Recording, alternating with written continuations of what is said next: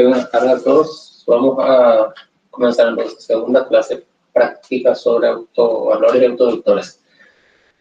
La idea de hoy es ver un poquito esos problemas que yo usé como motivación. La primera clase de teoría de sistemas de dinámica discreta, que yo les mencioné que podían conducirnos a la necesidad de calcular potencias de matrices. Y habíamos usado eso para ilustrar que el cálculo de esa potencia de matriz se simplificaba si conseguíamos factorizar nuestra matriz de una forma especial, que nos condujo a la idea de diagonalización. Y a partir de ahí empezamos a hablar del concepto de autovalores y autovectores, que son, digamos, los conceptos necesarios para estudiar el problema de diagonalización, tanto de operadores como de matrices. Bueno, para esta clase preparé un par de problemas de esos para analizar un poco más de detalle. Entonces, quiero compartirles pantalla para mostrarles el enunciado de un problema un poco largo, no quiero copiar en la pizarra eso.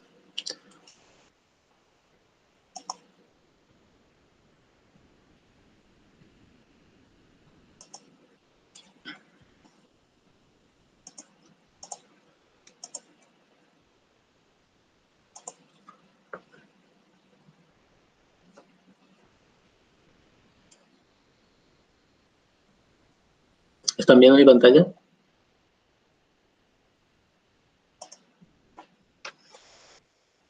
Sí. Ok. Ignoren el título que está ahí en la diapositiva. Vamos a leer el problema simplemente. Dice, en un pueblo una recopilación mensual de datos sobre tabaquismo revela lo siguiente. Se nos dice que el 5% de los no fumadores, que vamos a abreviar como NF, comienzan a fumar un paquete o menos por día. Vamos a llamarle F- al grupo de los que disminuyen su... lo que fuman menos de un paquete por día. Ok.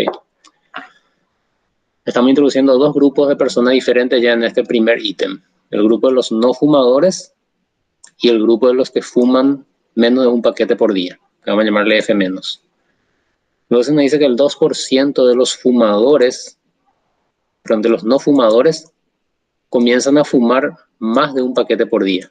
Le llamamos F+ a ese grupo de personas que fuman más de un paquete por día. Correcto, ahí ya tenemos tres grupos, los no fumadores, los que fuman menos de un paquete por día y los que fuman más de un paquete por día. Luego el 10% de los que fuman menos de un paquete por día, o sea que integrantes del grupo F-, pasan a fumar más de un paquete por día, o sea que pasan a formar parte del grupo F+. 10% de los que fuman menos de un paquete por día dejan de fumar, o sea que pasan al grupo NF. 5% de los que fuman más de un paquete por día pasan a fumar menos de un paquete por día. O sea que son gente que pasa del grupo F+ al grupo F-. Y 2% de los que fuman más de un paquete por día dejan de fumar. Pasan del grupo F+ al grupo NF. Son datos que se nos dice que son recopilados mensualmente. Entonces entendemos que en cada muestreo mensual de un mes para el otro ocurre esas transiciones de las personas entre los tres grupos identificados. ¿Se entiende?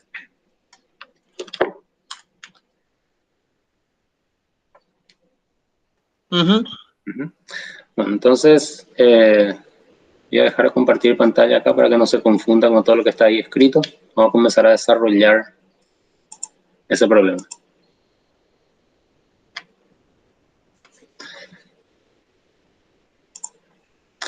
Ok, entonces la cuestión es que todos esos datos que se nos dan en términos de porcentajes de personas que pasan de un grupo a otro, podemos esquematizar en un diagrama de la siguiente forma. Vamos a colocar un cuadrito por aquí, otro por aquí y otro por aquí. Okay. Ya les llamé a esos NF, menos y F más. O sea que F es el grupo NF, o sea, no fumadores.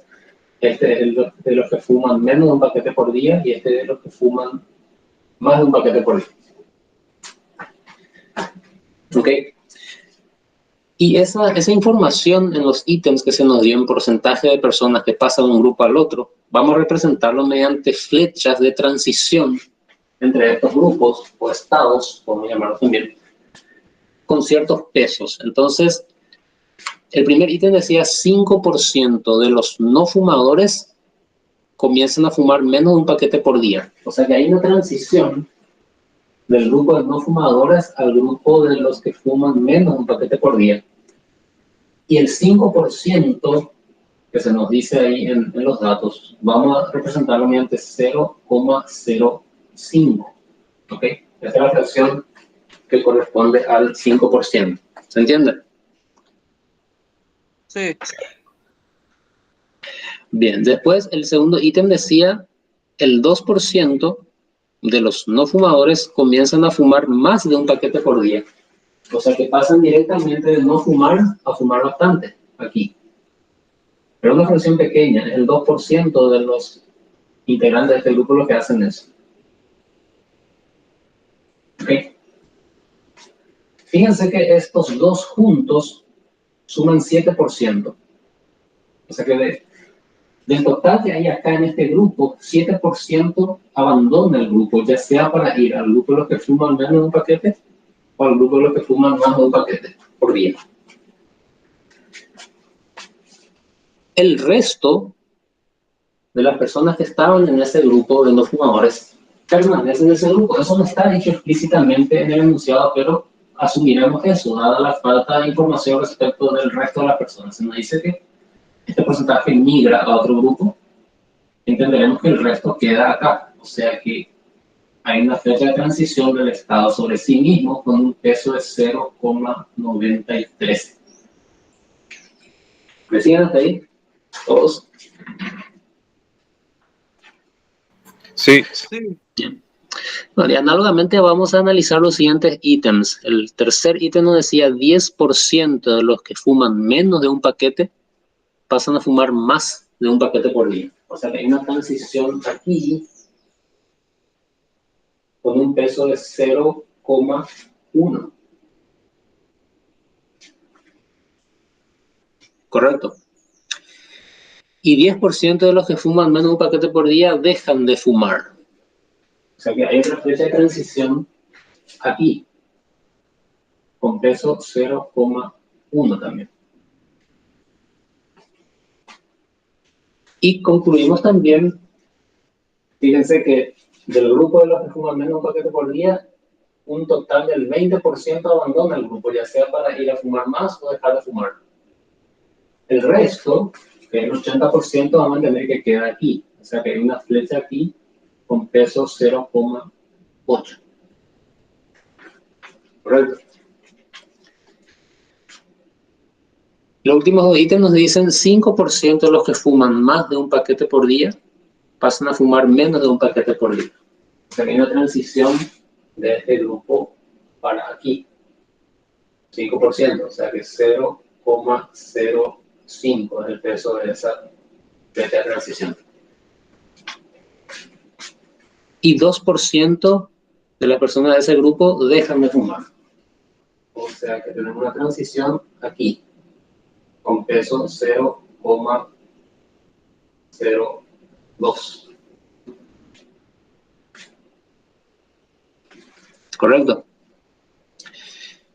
Y entenderemos igual que en los otros casos que el resto de las personas que estaban en este grupo, que no abandonó el grupo, pues estará ahí. La permanece con su ritmo de fumar más de un paquete por día. Esto es 0,93. ¿Ok? Este diagrama, entonces, nos da la misma información que se nos dio en esa lista de porcentaje de personas que pasan de un grupo a otro. ¿Me siguen? Sí. Ahora la cuestión es que, como esto como estas transiciones indican algo que ocurre periódicamente, ¿okay? Eso ya no es enunciado, se nos dice que una relación de datos mensual arroja estos datos. Entonces se entiende que en un determinado mes, digamos, hay un cierto grupo de personas aquí. Para el siguiente mes, un porcentaje de ese grupo migra para allá, un porcentaje de los que estaba allá vienen para este grupo, un porcentaje de este grupo migra para acá, ¿correcto? Digamos, eso sería en el primer mes. En el segundo mes, vuelve a ocurrir esa transición. Y eso empieza a repetirse, ¿correcto? Entonces, aquí claramente hay cierta hipótesis del comportamiento de la dinámica. Por ejemplo, suponer que el mismo esquema se mantiene inalterado en el tiempo. Por ejemplo, de un mes a otro podrían cambiar los pesos. Eso complica el modelo. Y la cuestión es que aquí vamos a estudiar modelos que permanecen invariantes en el tiempo. O sea que en los sucesivos meses, los pesos de estas transiciones no van a cambiar. Lo que va a ir cambiando es cuánta gente tenemos en cada grupo. Correcto, porque esto podría, por ejemplo, representar la población de una ciudad que permanece esencialmente constante. Y en esa población hay un grupo de no fumadores, un grupo de gente que fuma un poco, un grupo de gente que fuma bastante. Y cómo ocurre el flujo de personas entre esos grupos es lo que está modelando esto. Correcto, entonces, asumiendo que el modelo describe aproximadamente una situación real, hay unas preguntas que podrían interesarnos. Por ejemplo, dada una distribución inicial de la población, digamos, el primer instante de tiempo en que se analizó, ciertamente va a haber un porcentaje acá, un porcentaje acá, un porcentaje acá. ¿Okay? Nos da una distribución inicial de la población entre estos tres grupos. Y podríamos preguntarnos, vamos a denotar eso mediante B sub 0. ¿Okay? Va a ser un elemento, vamos a llamarlo A sub 0, B sub 0, C sub 0. Estos son números, fracciones de la unidad que nos indican la fracción del total de la población que están en los distintos grupos. ¿Okay? A sub 0 va a ser para este, vamos a llamar a este estado 1 entonces. Este va a ser el estado 2 y este va a ser el estado 3. ¿Okay? Esa numeración es arbitraria. Correcto, o sea, no hay una regla de cuál es primer estado y cuál es segundo estado. Enumeramos apenas para tener un orden. Y ahora la primera entrada, entonces, en este vectorcito, indica la fracción del total de la población que está en este grupo. Dice, la segunda entrada va a indicar la fracción que está en este grupo y la tercera entrada, la fracción que está en este grupo, al empezar el análisis. Y lo que este diagrama nos dice entonces es que en el transcurso de un mes vamos a tener un nuevo vector de 1, que va a tener una otra distribución, A1, A2, perdón, D2, y C2. Y por ahí va. Del siguiente mes vamos a tener un nuevo vector de distribución de 2, que va a ser A2,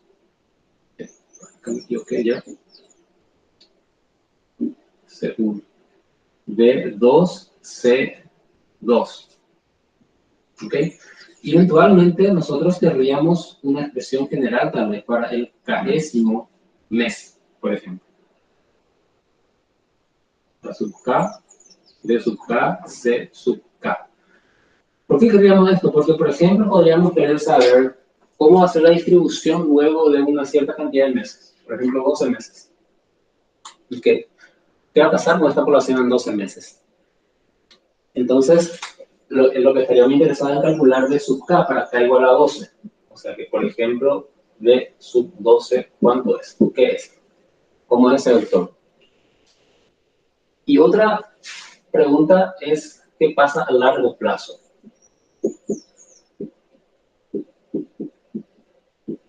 ¿Okay? A largo plazo, matemáticamente vamos a entender lo siguiente. El límite, cuando K va para infinito, de este vector B sub K. ¿Existe? Si existe, cuál es ese vector. Por ejemplo, podríamos querer saber si a largo plazo terminarán todo el mundo siendo no fumadores o todo el mundo fumando demasiado. Okay.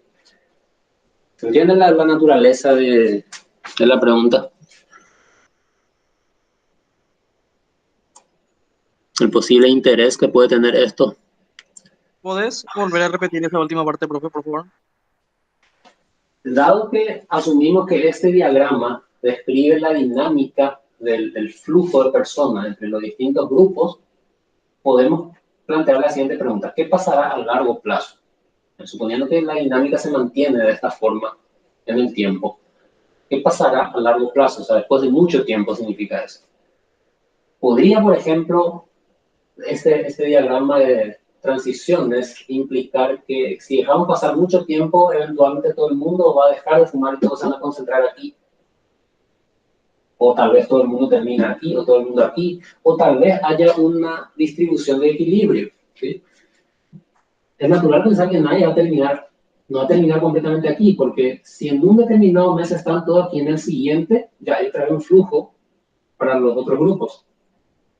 Pero sí es posible que haya un equilibrio, ¿correcto? O sea que puede ser que en el instante inicial, digamos, haya un 0,8 de no fumadores, 0,1 de gente que fuma poco y 0,1 de gente que fuma bastante. Y estos números van a ir cambiando.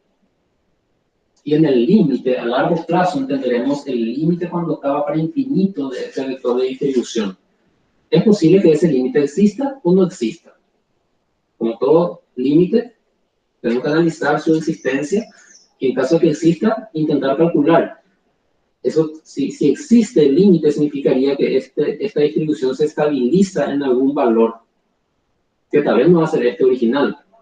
Probablemente, dado que hay mucha gente que no está fumando, pero la dinámica lleva a algunas personas a fumar, a otras a fumar bastante, a otros a dejar. Eventualmente estos números pueden equilibrarse en torno de otra distribución. Por ejemplo, un 0,5 que no fuma y un 0,5 que se reparte entre gente que fuma poco y gente que fuma mucho. Claro, no sabemos lo que va a pasar, pero el interés está. Lo que quiero saber ahora es si se entiende la curiosidad, la relevancia de esa pregunta. Sí, profe, ahora me quedó claro. Bien, y ahora vamos a intentar analizar sistemáticamente a partir de este diagrama y el comportamiento que entendemos que tiene para ver si conseguimos dilucidar estas cosas. Ok, entonces vamos a hacer acá lo siguiente. Fíjense que podemos escribir la siguiente ecuación. La A sub K, esta componente de este vector, indica la fracción de la población total, digamos, que está aquí, en este estado, en la késima unidad de tiempo. Y lo que nos dice el diagrama es que esa fracción que va a haber acá, en la késima unidad de tiempo, es el 93% de lo que ya estaba allí en el instante anterior, que sería a sub k-1. O sea que esto va a ser igual a 0,93 de lo que había allí en el tiempo anterior, que era sub k-1. Más 0,1 de lo que había en el grupo 2. O sea, en el instante de tiempo K, llega gente aquí que anteriormente estaba en el otro grupo. Y la fracción que llega es 0,1 de lo que sea que haya aquí. Pero esa fracción que hay aquí se está representando con la segunda componente del vector de sub k-1. Entonces acá sería más 0,1 de sub k-1. Y también llega gente acá que anteriormente estaba en el grupo 3. Y la fracción que llega es 0,02 de lo que había allí en el tiempo anterior, que es C sub k-1. O sea que aquí es más 0,02 por C sub k-1. ¿Se entiende este ecuacionamiento?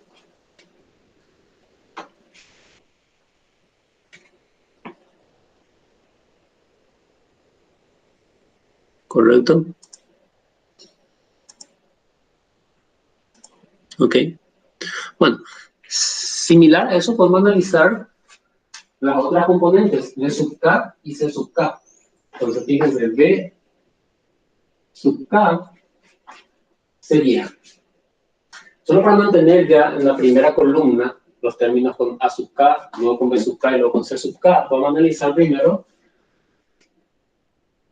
los que llegan aquí desde el estado 1. En el instante K de tiempo, a este grupo van a llegar esta fracción de lo que había acá en el instante anterior. O sea que vamos a tener acá 0,05 A sub K menos 1. Más 0,8 de los que ya estaban aquí. Porque esto sería 0,8 B sub K menos 1. Más 0,05 de los que estaban aquí en el tiempo anterior. O sea que aquí va a ser más 0,05 por C sub K menos 1. Correcto. Análogamente para C sub K.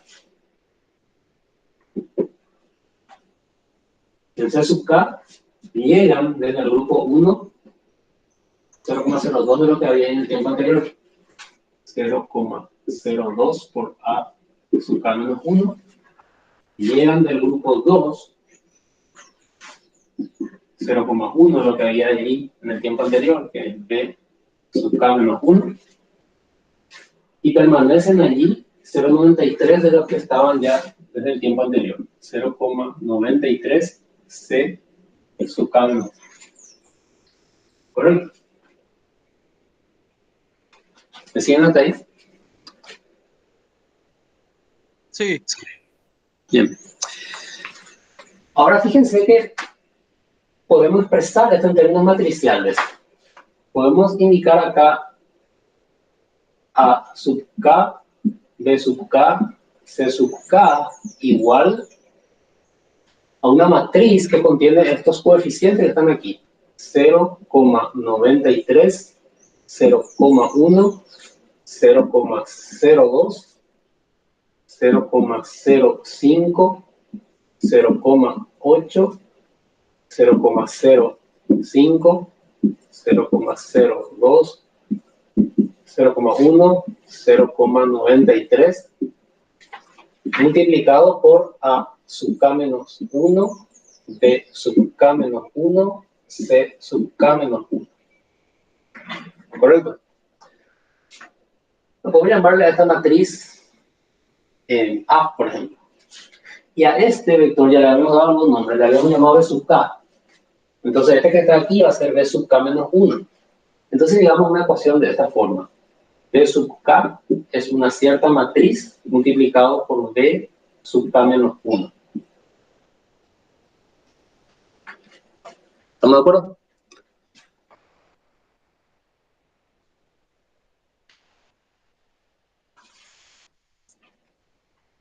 ¿Alguna duda hasta aquí?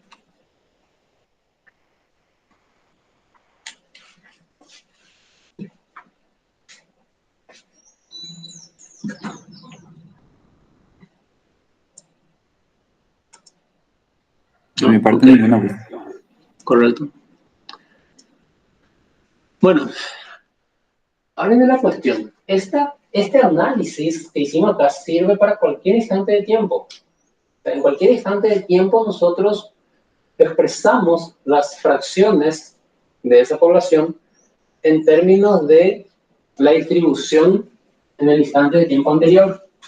En un instante de tiempo K hay una distribución de la población entre estos tres estados que conseguimos expresar en términos de la distribución en el instante de tiempo anterior. O sea que esto que está aquí, esta relación vale entonces para todo K. Desde K igual a 0, por ejemplo, 1, 2, etc.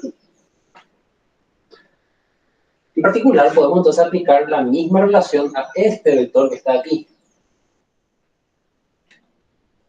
O sea que podríamos decir que B sub K es A por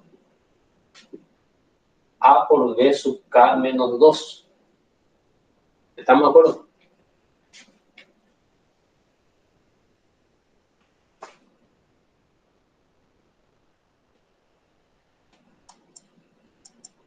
Esa parte es clave.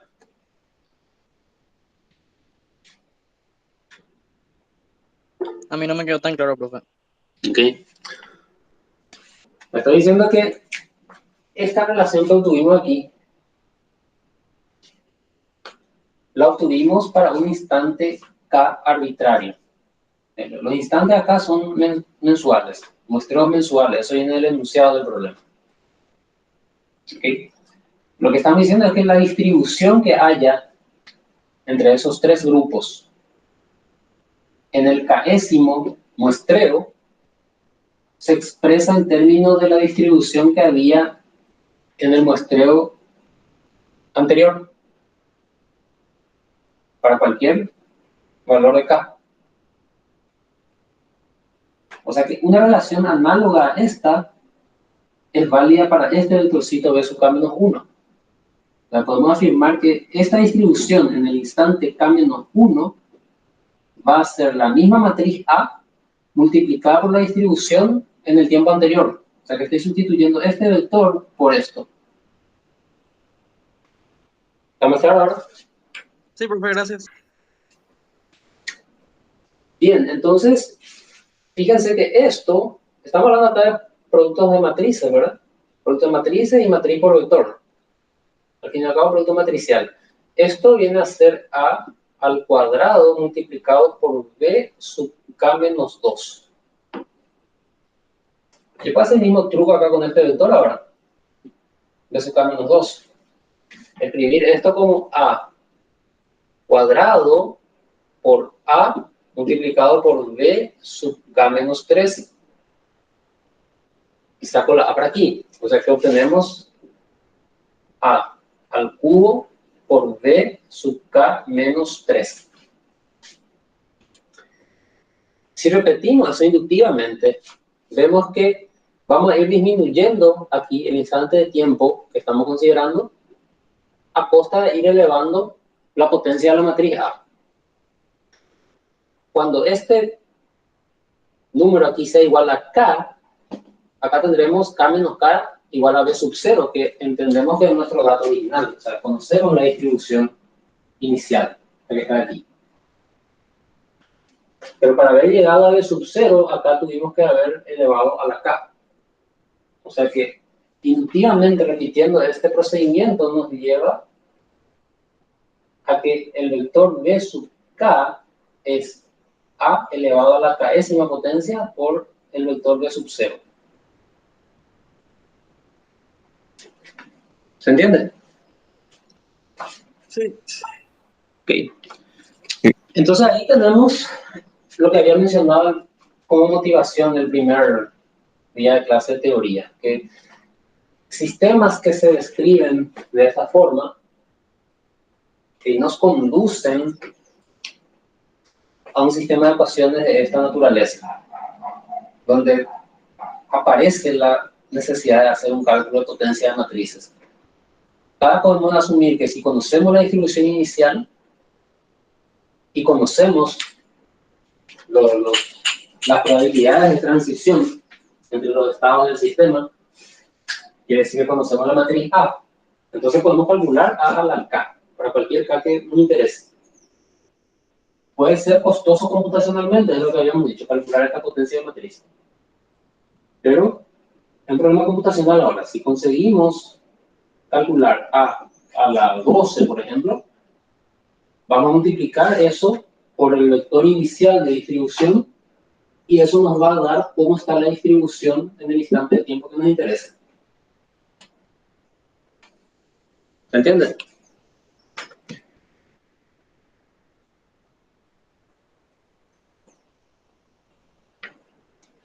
¿Alguna duda hasta ahí? Todo bien, profe. Ok. Entonces, veamos, por ejemplo, cuándo sale B a la 12. Voy a borrar esto. Voy a usar el ejemplo que yo tengo allí, no eran estos números.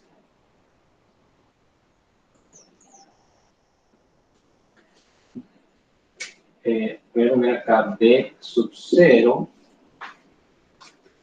Y dice el ejercicio con D sub 0 igual a 0,65, 0,25, 0,1. ¿Ok? Bueno, la cuestión es calcular esta matriz elevada a la 12, pero está muy interesante calcularle 12.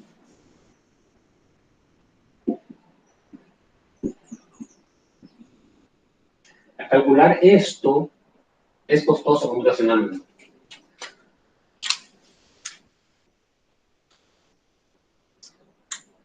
Y además, este es un número arbitrario que tenemos aquí, 12, como estar interesado en 24 meses, 2 años. Y la cosa está empeorando.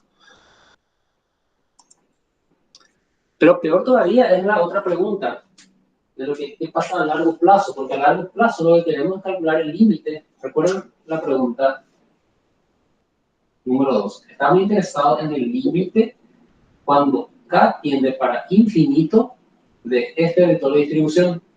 Ahora ya sabemos que este de sub k tiene aquella expresión, o sea que esto sería el límite cuando k tiende para infinito de a la k por d sub 0. ¿Ok? Podríamos asumir acá que podemos hacer este cambio. Límite cuando k va para infinito de a la k y todo eso multiplicado por el vector de sub 0. Pero esto que está aquí no es trivial. Ese límite, ¿a qué se refiere? Hay una matriz que tiene 9 entradas. A la k va a seguir siendo una matriz con 9 entradas que dependen de la potencia k que estoy calculando. Y el límite de esa matriz es el límite de cada una de las entradas. Basta que una de las entradas, fíjense que entonces aquí estamos teniendo 9 sucesiones numéricas al mismo tiempo. Cada entrada de esta matriz viene a ser una sucesión numérica, de la que ustedes estudiaron en cálculo 1. Y la existencia o no de este límite se traduce a la existencia de cada uno de esos límites de las sucesiones correspondientes a las entradas. ¿Se entiende?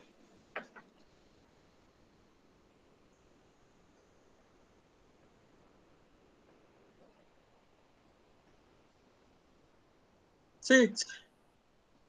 ¿Ok?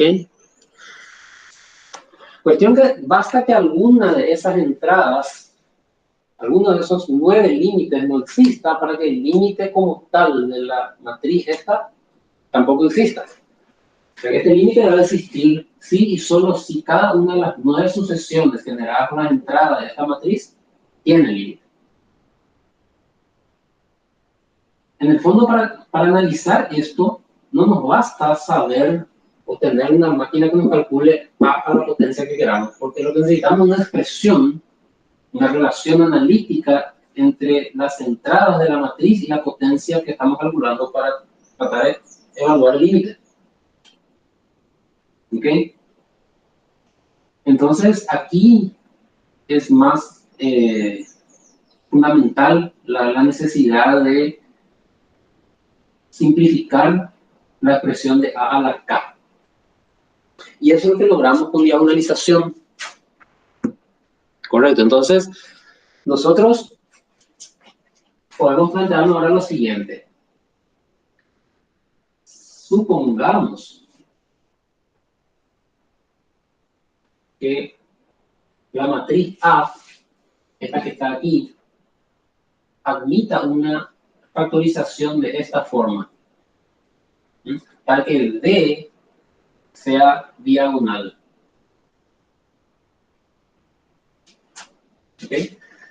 Ya habíamos analizado un par de clases antes que si tenemos esta factorización, fíjense lo que va a pasar con a la k, va a ser igual a t por d a la k por t inversa.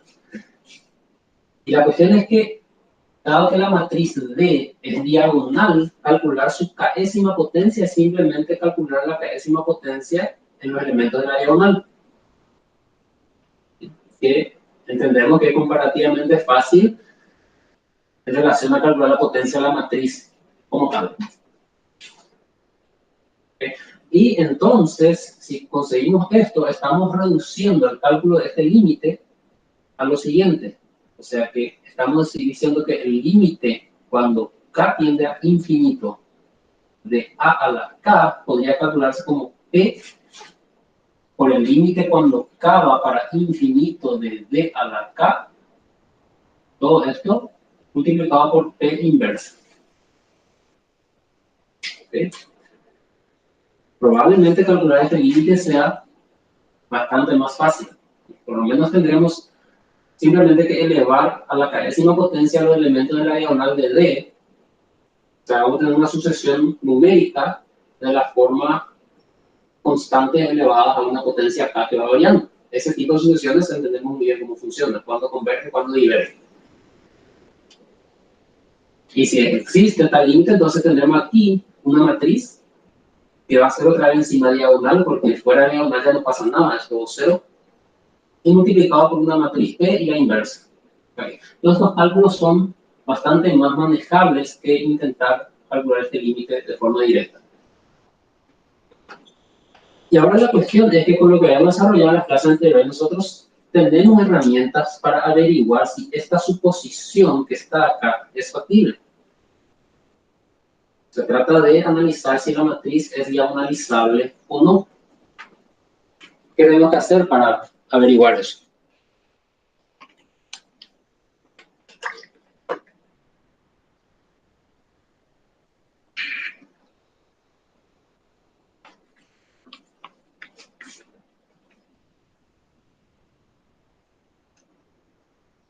¿No serviría hallar los autovectores y autovalores de esa matriz?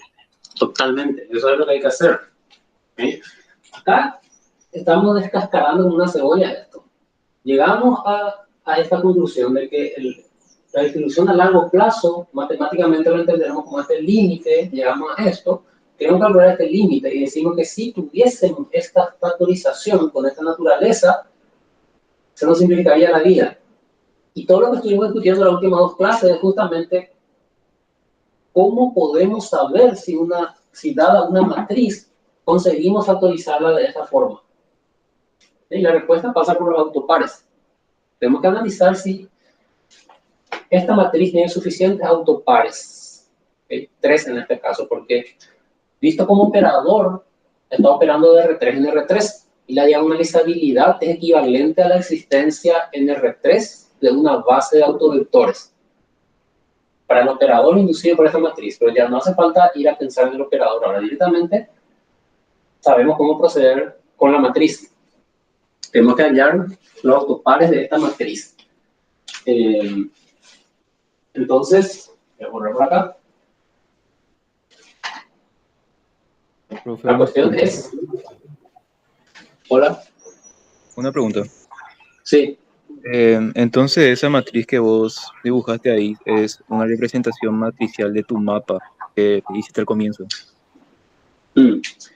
Justamente, esta matriz surgió acá de un análisis de sistema de ecuaciones. No había ningún mapa aparentemente por ahí. La cuestión es que nosotros siempre podemos pensar, dado que tenemos la matriz A,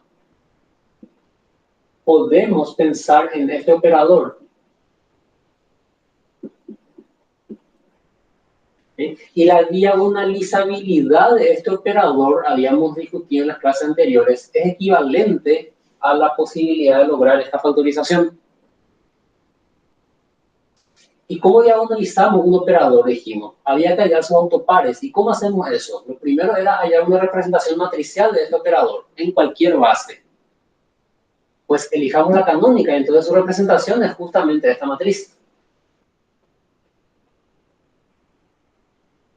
Correcto, o sea, esta es una situación donde la necesidad de factorizar la matriz y la matriz en sí aparecen sin conexión con un operador de R3 en R3. Totalmente diferente fue la cadena de ideas que nos condujo a esta matriz y la necesidad de expresarla de esta forma. Lo que nosotros hicimos en las clases anteriores fue observar que el problema de factorizar una matriz tiene relación con la teoría de diagonalización de operadores, desde el punto de vista geométrico, si queremos pensarlo. ¿Cuál operador? Pues el inducido por la matriz. ¿Y cómo analizamos la diagonalización de un operador? Hay que hallar sus autopares. ¿Y cómo se hace eso? Representando el operador en cualquier base. Entonces, elijamos nomás la base canónica y eso nos trae de vuelta a la matriz A. O sea que esto acá podemos bypassearlo, digamos, si estamos trabajando directamente con una matriz ya. ¿Ok? Yo pienso simplemente que es importante que ustedes entiendan la conexión que hay entre factorizar una matriz y que cierto operador tenga suficientes autovectores en el espacio donde opera. Van de la mano. Dependiendo del problema, puede ser que ustedes omitan mención alguna del operador y trabajan directamente con la matriz sin mencionar operadores. ¿Correcto? ¿Se aclaró un poco? Sí, profe. Acá entonces nosotros lo que necesitamos hacer ahora es calcular autopares. ¿De quién? De A. ¿Sí?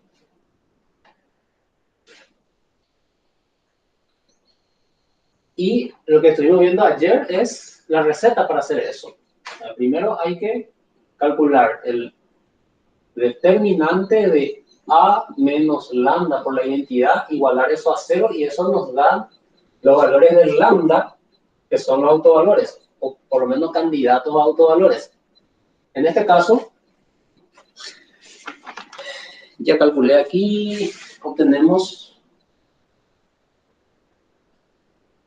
lambda 1 igual a 1, lambda 2 igual a 3 cuartos y lambda 3 igual a 91 sobre 100. ¿Ok? Este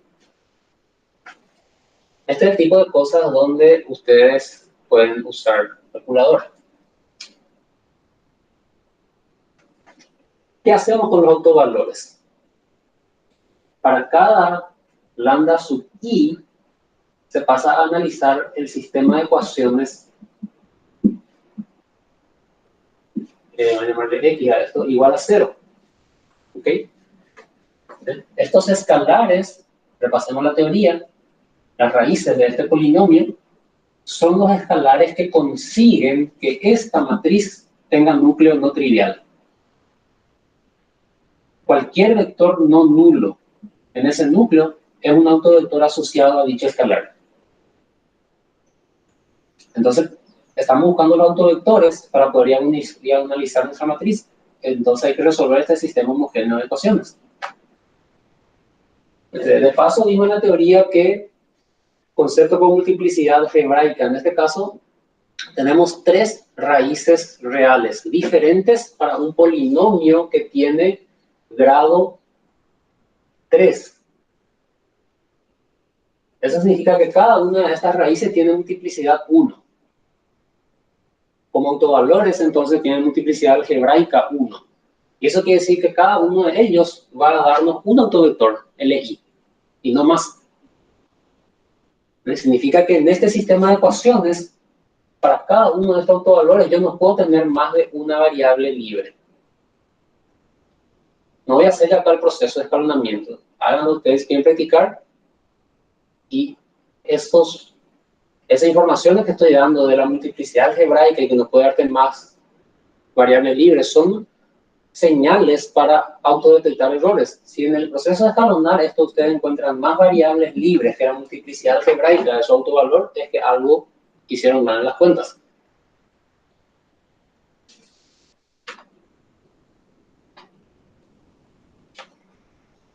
Okay, entonces se resuelve esto y obtenemos para el caso lambda 1 igual a 1, ya colocar el resultado, obtenemos, por ejemplo, el vector de 1 igual a 1, 1 medio, 1. Voy a poner traspuesto. Para lambda 2 igual a 3 cuartos, obtenemos un vector de 2, que es 1 menos 2, 1, transpuesto. Para lambda 3 igual a 91 sobre 100, obtenemos B3 igual a menos 1, 0, 1, transpuesto. Entonces, estos son los autovectores de A. Eso significa que si formamos esta matriz P, cuyas columnas son estos vectores, o sea que 1, 1 medio, 1, 1, menos 2, 1 y menos 1, 0, 1, y calculamos su inversa. Yo calculé acá la inversa. La inversa es 2 quinto, 2 quinto, 2 quintos, 1 sobre 10 menos 2 quintos, 1 sobre 10 menos 1 medio, 0, 1 medio.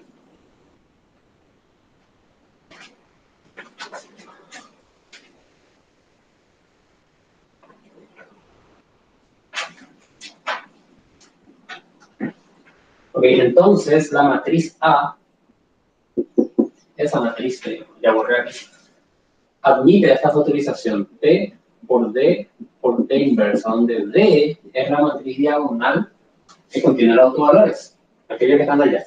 ¿En qué orden? En el mismo orden que yo coloqué las columnas aquí.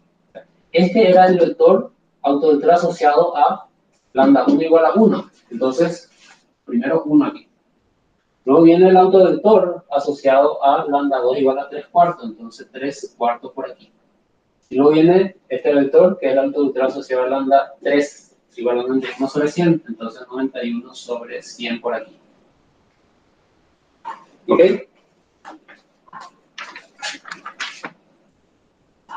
¿Está claro eso?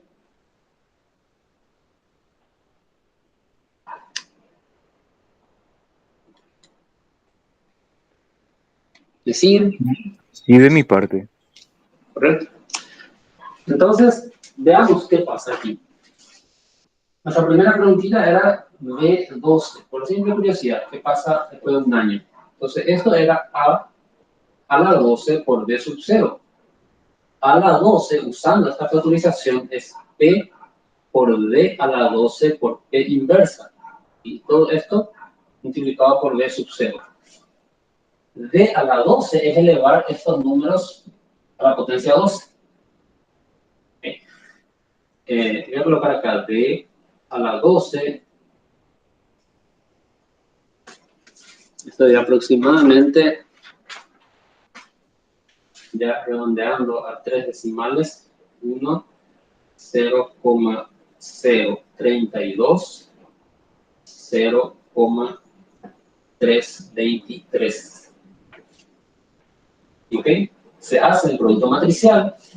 D sub 0, aquí está como dato, esta es la distribución inicial. Entonces, B12 dio aproximadamente 0,49, 0,20 y 0,31. ¿Ok?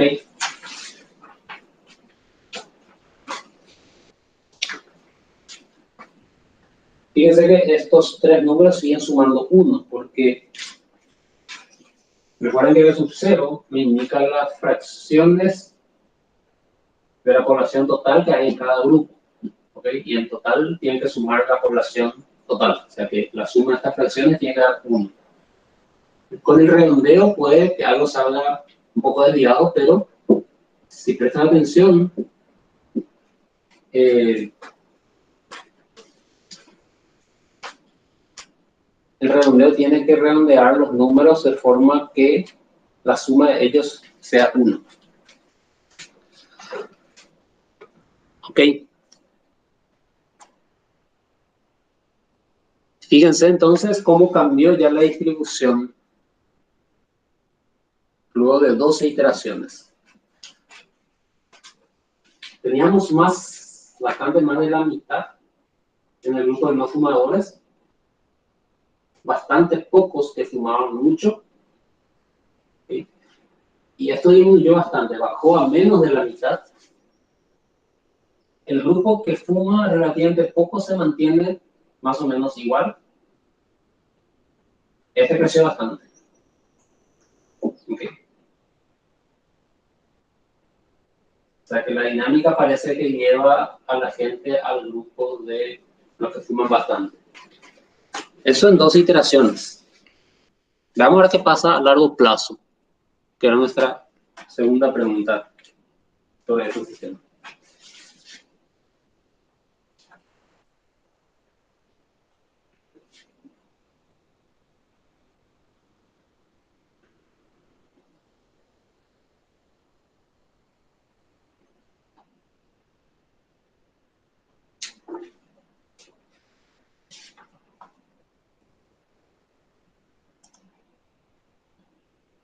Y depende de la dinámica a la que está sometido. Bueno, a largo plazo la cuestión era analizar este límite. Cuando k va para infinito de d sub k. Habíamos visto que la expresión de d sub k es a sub k por d sub 0. Y esta habíamos dicho que podríamos considerarlo así.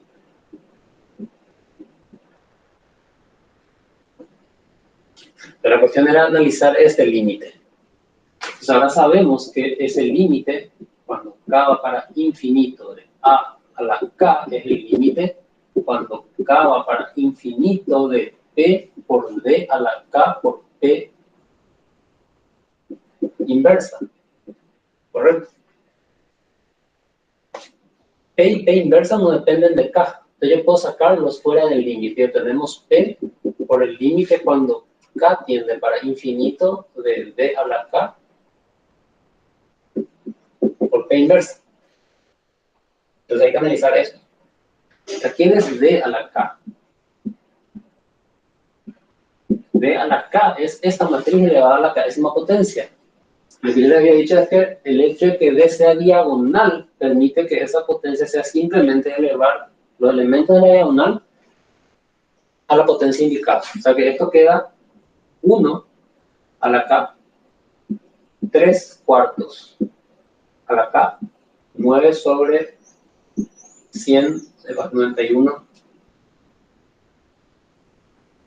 sobre 100 elevado a la k-ésima potencia.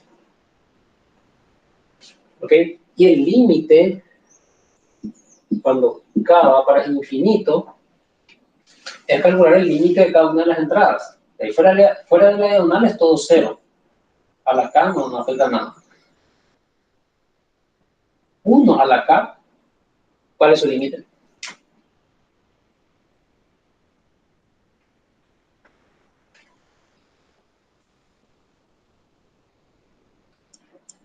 Si me pueden ayudar, yo no me acuerdo bien de cálculo.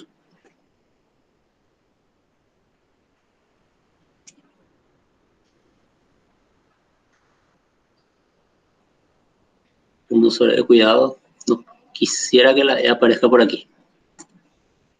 Vos estás preguntando los límites de cada uno, profe. Claro. Hay 2 ceros y el primero creo que era indefinido. ¿Qué hay con el primero? El primero creo que era una indeterminación. Estos dos van para 0, me está diciendo, ¿verdad? Sí. Correcto, porque son números en módulo menores que 1 elevado a la k. Va para infinito. Esto que está aquí no es indeterminado, chicos. Esto es 1. Indeterminado es cuando la base tiende a 1 y el exponente va para infinito, pero ambos tendiendo. Si la base está fija a 1, en realidad yo tramposamente puse acá 1 a la k. Esto es 1 de entrada. ¿Y cuál es el límite cuando k va para infinito de la constante 1.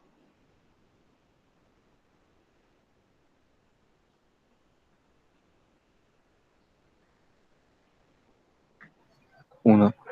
1, ¿sí? Es constante, no depende del índice sobre el cual estamos tomando el límite. Esto suele confundir mucho, ¿no? Yo también una vez estuve confundido con eso. Eso no es indeterminado. Indeterminado es cuando tanto la base como el exponente están tendiendo al límite indicado. La base, por ejemplo, tiende a 1 y el exponente tiende a infinito. Eso es indeterminado. Si la base ya está fija a 1 constante, esto es 1. ¿Ok? Entonces, esta es la matriz límite de esta matriz. ¿Correcto?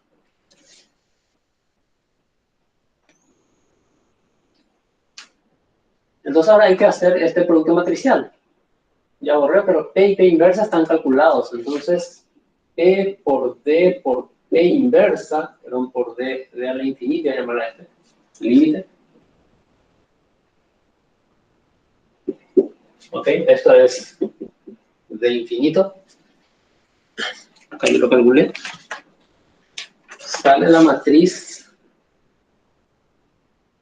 2 quinto, 1 quinto, 2 quinto, 2 quinto, 1 quinto, 2 quintos, 2 quintos, 1 quinto y 2 quintos. ¿Sí? Llamarla esto a infinito. Esto es entonces, fíjense lo que era esto. Es el límite cuando k va para infinito de a la k. Eso es esta matriz. Vamos a llamarla a infinito. Entonces lo que queremos finalmente es el límite cuando k va para infinito de b a la k es simplemente a infinito por b sub 0. B sub 0 tenemos aquí. Al hacer el producto tenemos el vector 2 quinto, 1 quinto, 2 quintos. ¿Ok? Esto es aproximadamente, con la calculadora,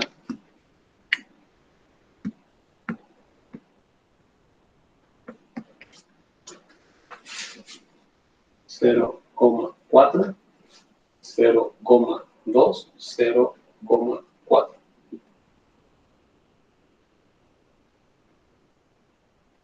¿Ok? Fíjense que con los redondeos, en B sub 12 ya habíamos obtenido 0,2 en la segunda entrada. Prácticamente este estado ya se había estabilizado. Estos otros dos todavía no. Este había disminuido desde su valor inicial, aquel había aumentado, y ellos siguen variando. A medida que avanzan las iteraciones, viene el límite, convergen a estos valores, 0,4, 0,4, 0,2. O sea que terminan 80% distribuidos entre no fumadores y gente que fuma mucho. Y se reparten por igual, justamente. ¿Okay? Esto claramente depende de los pesos de transición que hay acá.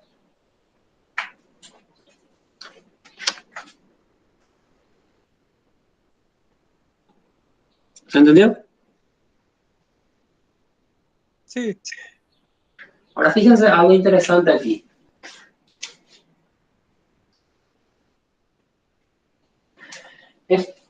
Yo acá di un vector original, un vector de distribución inicial concreto, de sub 0. Veamos qué pasa si la distribución inicial cambia. ¿Ok? Entonces vamos a colocar acá que B sub 0 simplemente sea A sub 0, B sub 0, C sub 0, con la condición de que estos sumen 1. Correcto, porque ya habíamos comentado que son las fracciones del total de la población que está distribuida entre los tres grupos.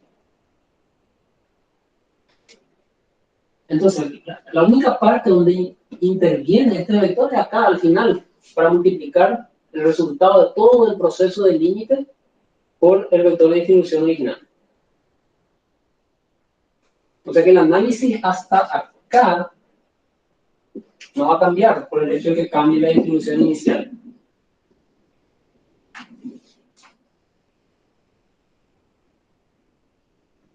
¿Más qué pasa? Entonces, si repetimos el análisis, llegaríamos al mismo infinito que está allá. Y tendríamos que calcular el límite cuando k va para infinito de b sub k, seguirá siendo a al infinito por este vector de sub 0 ahora. Entonces, la matriz esta es 2 quinto, 1 quinto, 2 quintos. 2 quintos, 1 quinto y 2 quintos. 2 quintos, 1 quinto y 2 quintos. Y tengo que multiplicar esto por A sub 0, B sub 0, C sub 0. ¿Ok? ¿Qué nos da esto?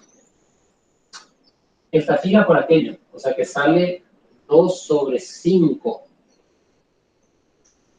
por A sub 0 más 2 sobre 5 por B sub 0 más 2 sobre 5 por C sub 0. O sea que queda 2 sobre 5 por A sub 0 más B sub 0 más C sub 0. ¿Correcto? Luego, la segunda fila por aquel. Un quinto, un quinto, un quinto. Entonces queda un quinto por A sub 0 más B sub 0 más C sub 0. Luego queda esta fila por aquello. O sea que es 2 quintos por A sub 0 más B sub 0 más C sub 0. Pero esto que está acá suma 1. O sea que el resultado vuelve a ser 2 quintos, 1 quinto, 2 quintos. O sea que esta distribución límite, en particular para este ejemplo, para esta dinámica que está aquí, es independiente de la condición inicial. Okay, eso es algo muy particular de este ejemplo. No estoy diciendo que en todos los ejemplos de dinámica de este tipo va a haber una condición límite que sea independiente de la condición inicial. Sin embargo, es interesante que el análisis nos condujo a observar algo como eso, que al principio no era para nada evidente. Entonces ahora tenemos una información adicional sobre el sistema que no era previsible de entrada. ¿Ok? ¿Se entiende la cuestión? Borroso. Upa. ¿En qué momento se está viendo borroso? ¿Me escuchan? Yo veo bien, bro. Ok, ya se recuperó también. ¿Alguna consulta sobre esto?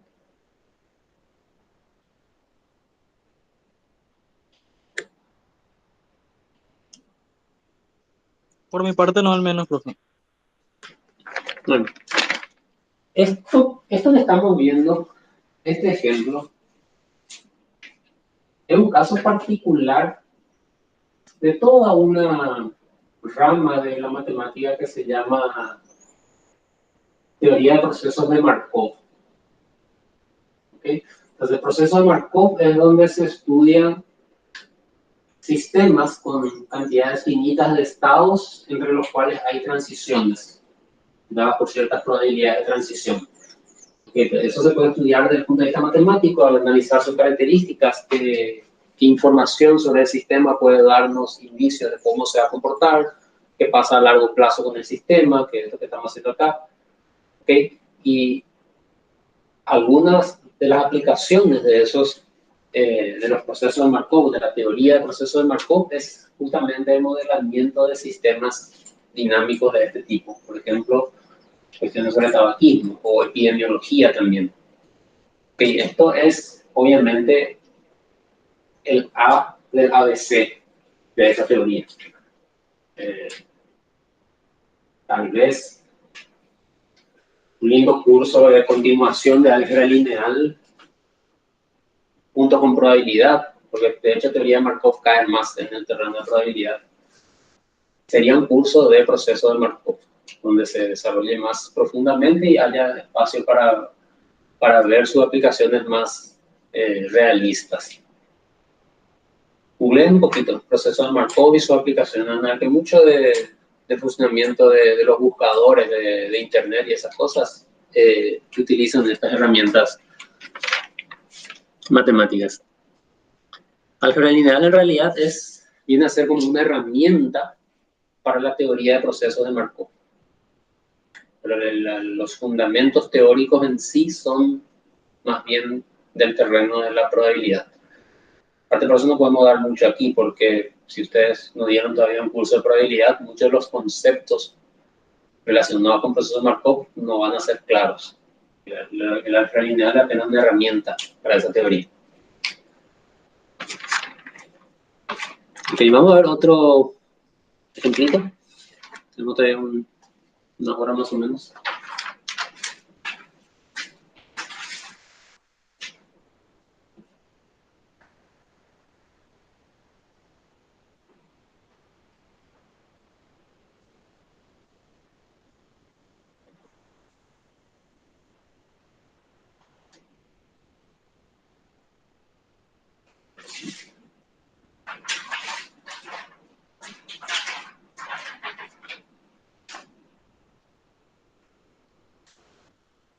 Esto lo voy a poner directamente el diagrama.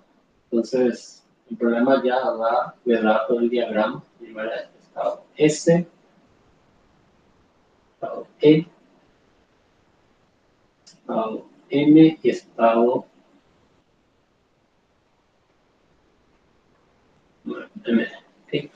Entonces, este diagrama representa cierto modelo de epidemiología, súper simplificado, con ejercicios del libro. ¿Okay?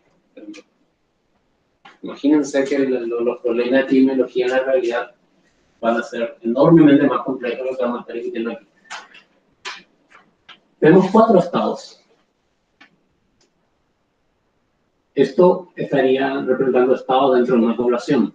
Estado sano, enfermo, por determinados patógenos o el factor que se esté estudiando, muertos a causa de esa infección o de esa enfermedad, y muertos por alguna otra razón.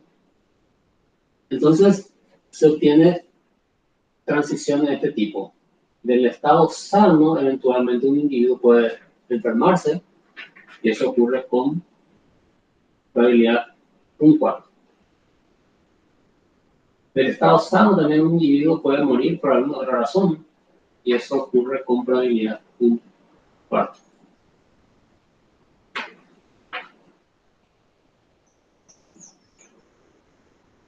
El resto de los individuos sanos permanecen sanos.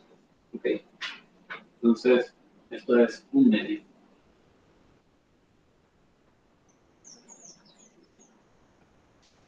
Un individuo que está enfermo tiene una probabilidad de recuperarse, volver a estar sano, de 1/4 también. Puede morir a causa de la enfermedad.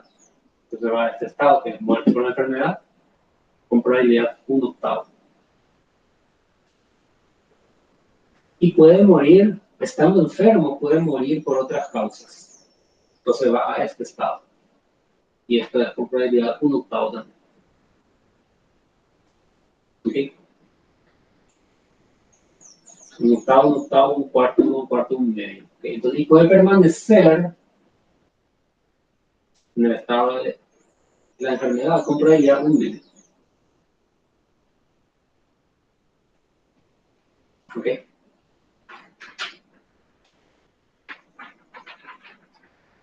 Si un individuo está en este estado muerto, por la razón que sea, se queda allí, hasta donde sabemos. Entonces aquí hay una transición del estado a sí mismo con peso 1. O sea, con probabilidad 1 se va a quedar aquí. Lo mismo para acá. Si un individuo está muerto por causa de la enfermedad, queda con probabilidad 1. Sigue muerto. y sigue contando estadísticamente como muerto por la enfermedad. No va a cambiar, no va a pasar de estar muerto por la enfermedad a muerto por otras causas. ¿Ok? Ese es el modelo. ¿De dónde viene ese modelo? Es la parte de la historia que nosotros no estamos estudiando ni estamos capacitados para estudiar. Yo al menos no estoy capacitado. Pero en la vida real, un ingeniero o matemático aplicado estaría trabajando codo a codo con biólogos, epidemiólogos y demás, que son los que ayudan a montar los modelos matemáticos que después se tienen que analizar. ¿Ok? Y las preguntas sobre este sistema pueden ser las mismas que en el caso anterior. ¿Qué pasa? Acá tendremos alguna distribución inicial. Vamos a enumerar los estados entonces. Voy a llamarle a este estado 1, estado 2, estado 3 y estado 4. ¿Okay? Entonces, algún vector inicial de sub 0 que va a ser A sub 0, B sub 0, C sub 0, D sub 0, ¿cómo considerar que es dato? De fracciones de la población total aquí en los distintos estados del sistema. Y podemos estar interesados en qué va a pasar después de un cierto tiempo en que el sistema está evolucionando. O el comportamiento a largo plazo. Por ejemplo, una pregunta relevante podría ser si una persona está aquí, en el estado sano, ¿cuál es la probabilidad de que termine aquí? Muerto a causa de la enfermedad. Y esa probabilidad individual para una persona también se puede interpretar como la fracción de una población inicialmente sana que podría terminar muerta a causa de la enfermedad. Eso, por ejemplo, son los conceptos de probabilidad que puede parecer obvio, pero tiene su sutileza por detrás. Una persona individual tiene cierta probabilidad de terminar aquí. Dadas ciertas condiciones, esa probabilidad para una persona individual es interpretable como la fracción de una población que puede terminar aquí. ¿Ok? Y bueno, para estudiar esto tenemos que hacer un ecuacionamiento como el que hicimos hace rato. Sin embargo, hay una forma de abreviar un poquito los pasos. Nosotros ya podemos intuir que de este sistema obtendremos algo como esto. ¿Ok? Si hacemos un ecuacionamiento similar al de hace rato, por ejemplo, A sub k es la fracción que hay aquí en el instante k. ¿Y cómo puedo expresar eso en términos de las fracciones en el instante anterior? Ecuacionamos eso para cada una de las entradas del vector de sub k y obtendríamos un sistema de ecuaciones para la distribución en el instante k en función de la distribución en el instante anterior. Y aplicando el mismo truco que hicimos hace rato de repetir eso para el b sub k menos 1 y después para el b sub k menos 2, vamos disminuyendo el índice del vector a costa de aumentar la potencia de la matriz. Y llegaremos a algo como esto que está acá. ¿Está claro eso?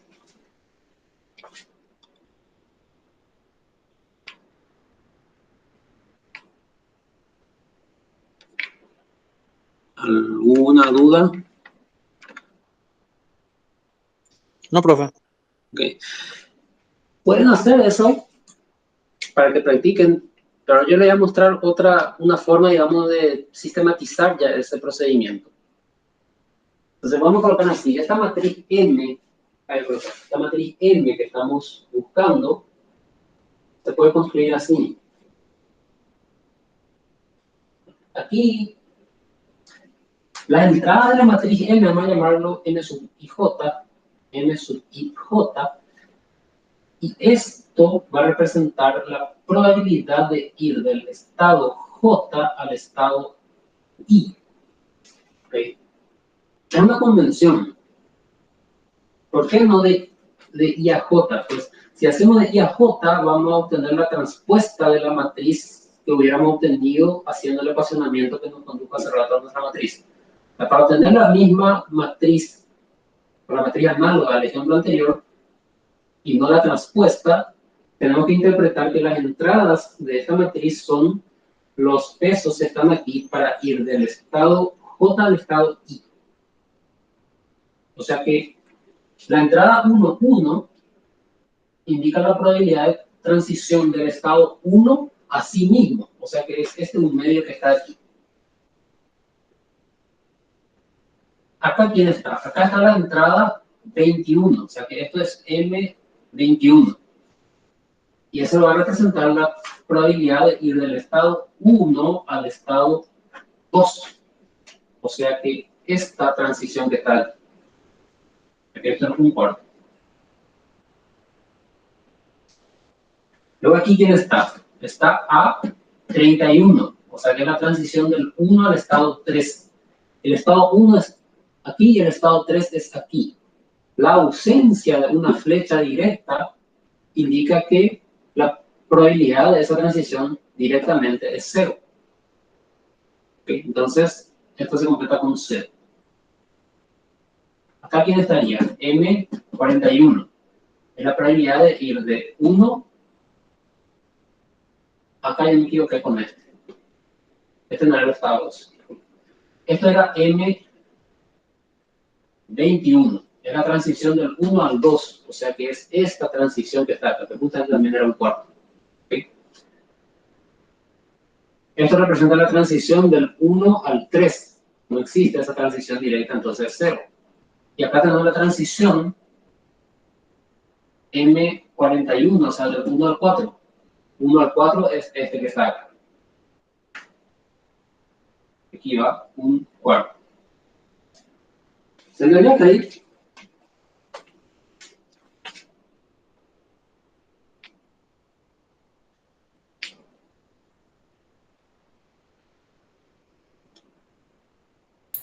¿Puedo repetir que, cómo es? Ahí más rápido los componentes. No, un componente nomás puedo repetir. La matriz M tendrá entradas M y J en general. Fila y columna. Y vamos a interpretar, o sea, esa entrada va a representar estos pesos de tal forma que corresponda a la transición del estado J al estado I. Entonces, por ejemplo, esta entrada que está aquí, ¿de dónde viene? Esta es la entrada M41 para la matriz. Te va a representar el peso o la probabilidad de transición del estado 1, que es la columna, al estado 4, que es la fila, o sea que en este sentido. Entonces, el estado 1 es el estado S, el estado 4 es el estado M. Entonces, corresponde a esta transición que está aquí. Este es un cuarto, es el que aparece aquí. Este otro un cuarto, ¿cuál es? Esto es M21. O sea, corresponde a la transición del estado 1 al estado 2. Este es el estado 1, acá está el estado 2, o sea que es esta transición que está aquí. ¿Correcto? Sí, ya entendí. La asignación de 1, 2, 3, 4 a los estados es como arbitraria. Exacto, es arbitrario. Una vez que enumeraste tus estados, te va a salir una matriz. Si yo cambio la asignación, va a cambiar mi matriz, pero el análisis no va a cambiar. O sea, el resultado al cual llegamos va a ser lo mismo. ¿Correcto? Sí, correcto, entonces no hay problema. Pueden hacerlo después para convencer. Cambio la numeración, pero esta interpretación se mantiene igual. Ciertamente va a cambiar la entrada acá, la disposición de las entradas.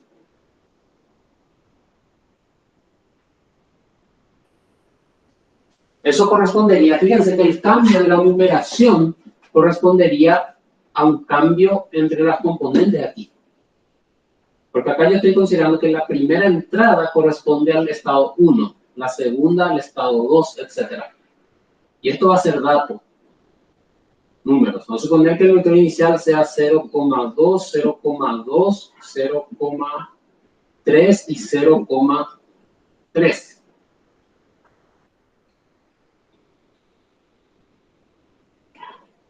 ¿Ok?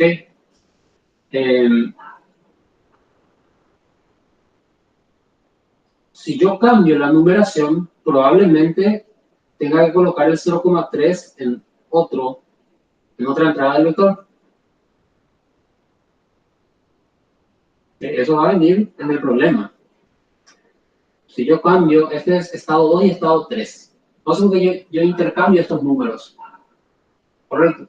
Entonces esto pasa a ser estado 2 y aquel pasa a ser estado 3. Pero a mí me dijeron que en el estado 2 había 0,2 y en el estado 3 había 0,3. Entonces si yo elijo cambiar esto, voy a tener que permutar esto. ¿Se entiende?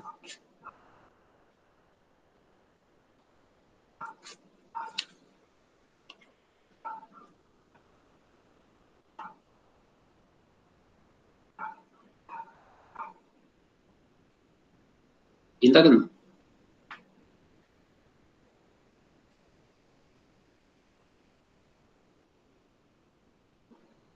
Yo no entendí. No te voy a mentir, pero yo no entendí un carajo. Ok. La numeración de los estados, yo dije, es arbitraria. Hay que tomar con pinzas. En un problema que se me va a decir tal vez es esto, B sub 0 es 0,1, 0,3, ¿y ya cuánto llevamos? 0,4, queda 6 por repartir. 0,4 y 0,2. Y me van a decir explícitamente, esto corresponde a sanos, esto a enfermos, esto a muerte por enfermedad y esto a muerto. ¿Ok?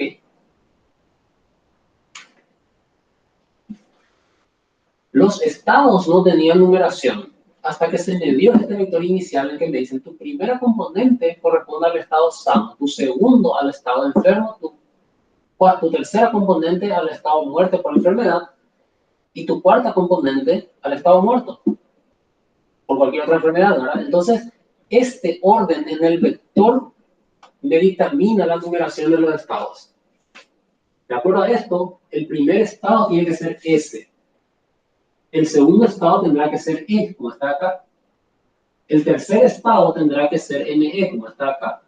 Y el cuarto, M, como está acá. O sea que este orden del B sub 0 coincide con lo que yo enumeré hace rato. Vamos a suponer que se me dio este dato así.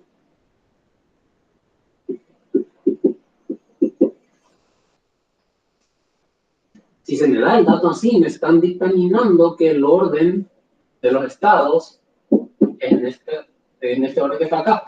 O sea, el primer estado va a ser S. El segundo estado va a pasar a ser ME, o sea que este sería 2 ahora. El tercer estado va a ser E, o sea que este sería el estado número 3. Y el cuarto sería M. ¿Ok? Y en base a esa numeración de estados, yo montaría la matriz. Veamos cómo sale la primera columna para la matriz de acuerdo a esta numeración nueva. La interpretación es la misma, o sea que vamos a llamarle a esa matriz. Entonces tiene la entrada A y J. ¿Qué representa cada entrada I J? La probabilidad de ir del estado J al estado I. Entonces, ¿quién va a ser la primera entrada en esta matriz? La transición del estado 1 a sí mismo, que es un medio. ¿Quién va a ser la entrada a 21? La probabilidad de ir del estado 1 al estado 2. ¿Cuál es eso? Estado 1 está aquí, estado 2 ahora es ME. No hay flecha directa acá. Entonces esa probabilidad de transición aquí va a ser 0. Luego tenemos A31. Esta es la probabilidad de ir de 1 a 3. Es ir de este estado a aquel estado ahora. Eso es un cuarto. Y acá está A41. Probabilidad de ir del estado 1 al estado 4. Aquí. Un cuarto.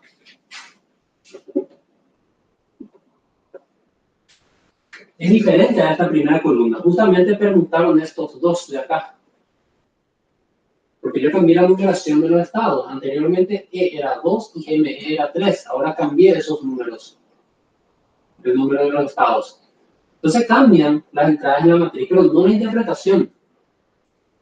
Y cómo numero los estados es arbitrario si no me dictaminan mediante el vector inicial. Y el vector inicial pues, no está armado como vector. Me pueden decir inicialmente en el estado S hay 0,2, en el estado M hay 0,2 también, en el estado E hay 0,4 y en el estado ME hay 0,3. No me dan una jerarquía de orden. Entonces yo tengo que imponer el orden. Yo voy a decir, ok, yo voy a decir que este es el estado 1, este es el 2, este es el 3 y este es el 4. Entonces, me corresponde a mí decir quién es el sub-0. Voy a tener que seguir este orden que yo impuse. 0,2, 0,4, 0,2 y 0,3. Yo impuse el orden ahora. A mí me dieron los datos iniciales, ¿no? Sin una importancia de orden. Pero en vista del análisis que yo quiero hacer, de querer representar esto como un vector y usar matrices, el orden empieza a ser importante, entonces impongo yo el orden. Y acá yo estoy diciendo correcto, esta va a ser mi numeración de los estados. Entonces va a pasar a un estado en ese diagrama que va a ser 1 para, perdón, ahí está. S pasa a tener estado número 3, M allá abajito pasa a tener estado número 1, E pasa a tener estado número 2 como estaba allá, y ME pasa a tener estado número 4. Y las transiciones quedan igual. Este sigue siendo un cuarto. Esto sigue siendo un medio. El peso de las transiciones no cambia. Lo único que va a afectar este cambio en la numeración es en cómo están ordenadas las entradas en la matriz. Por eso es importante que entiendan cómo se va construyendo la matriz. Porque hay situaciones en que ustedes van a tener que imponer las cosas, el orden, y en base a eso van a tener que trabajar. Hay veces que el orden puede estar impuesto sobre ustedes. Y ustedes tienen que respetar ese orden. O por lo menos, a la hora de dar su respuesta, tienen que darle en función al orden que se les fue impuesto. Obvio diría yo, ¿no?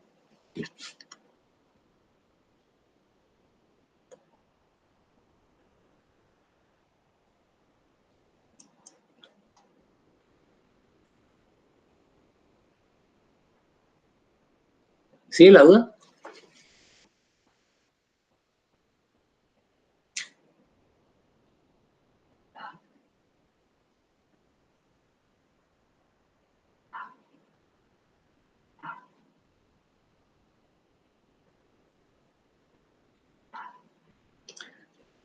Ok. Juan Burgo ya entendió. Cualquier cosa después le preguntan a él. Ok. Vamos a seguir. O sea que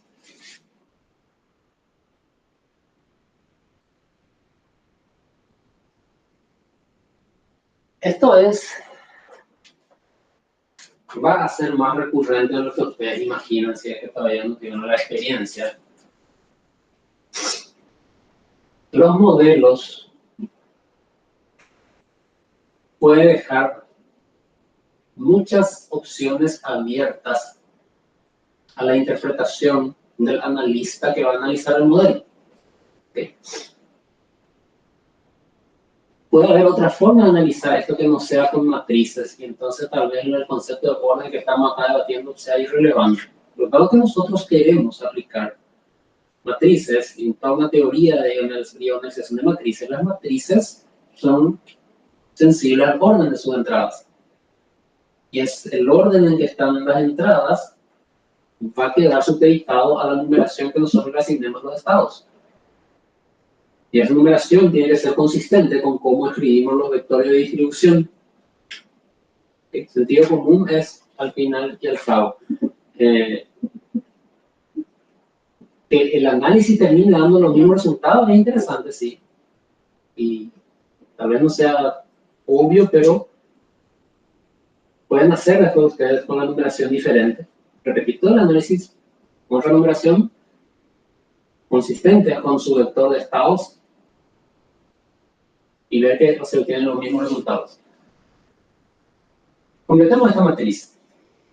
Aquí va la entrada 12, que corresponde a la transición del 2 al 1, de acuerdo a la numeración que yo puse originalmente. Transición del 2 al 1 es este que está acá, o sea que es un cuarto.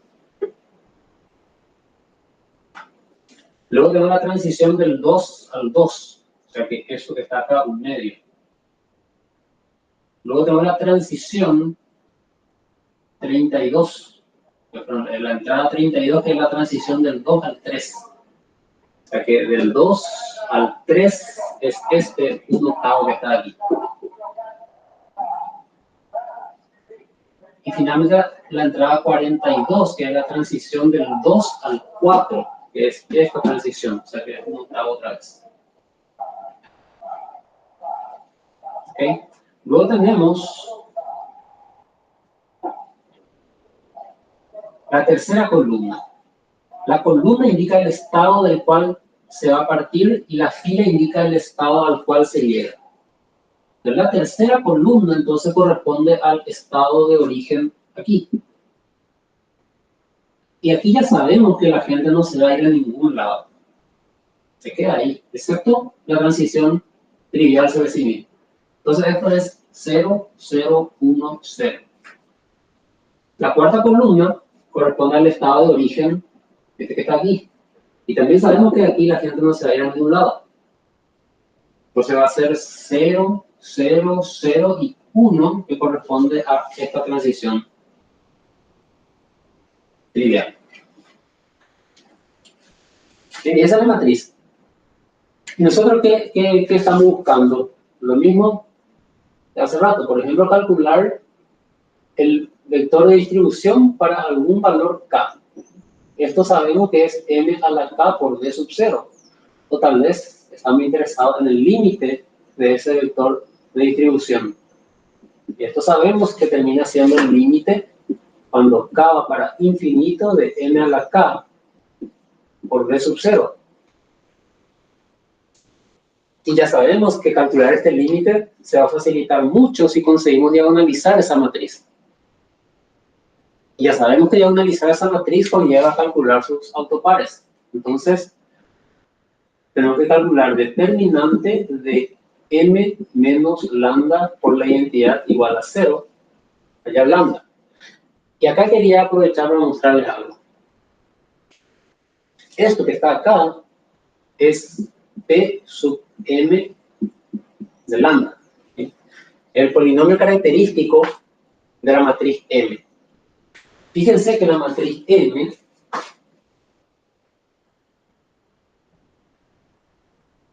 tiene una estructura triangular por bloques. Si pensamos en estos bloques, todo este bloque es nulo. Entonces, como matriz por bloques es triangular inferior. Esta característica significa que si le llamamos A, B, a este bloque que está aquí, correcto, y vamos a llamarle, bueno, esto que está acá justamente es la identidad de orden 2, entonces voy a llamarlo I2. El polinomio característico de la matriz M se factoriza con el polinomio característico del bloque B multiplicado por el polinomio característico del bloque I2. ¿De dónde viene esa historia? De propiedades del determinante. ¿Ok?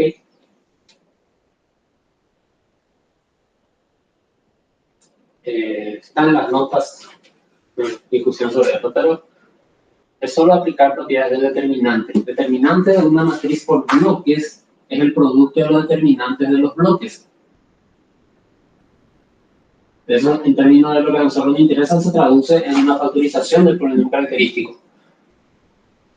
Esa es una de las situaciones que yo les mencioné ayer en que el cálculo del determinante puede ser algo pesado para una matriz grande. Se puede simplificar si la matriz tiene cierta estructura.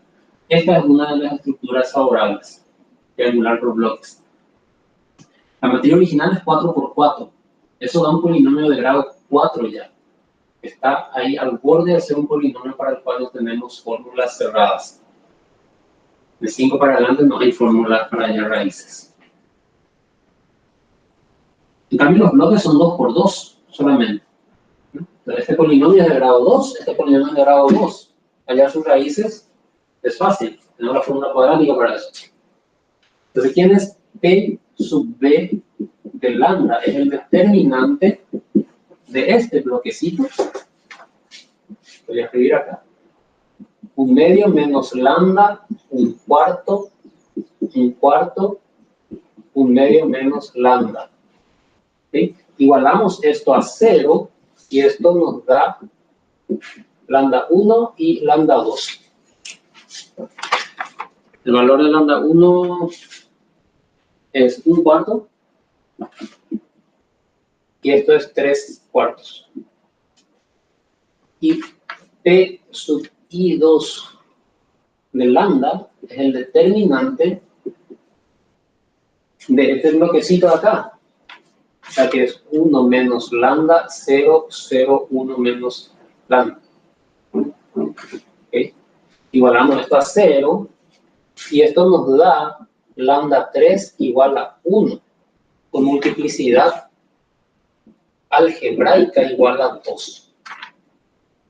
¿Por qué? El polinomio de esto es 1 menos lambda al cuadrado.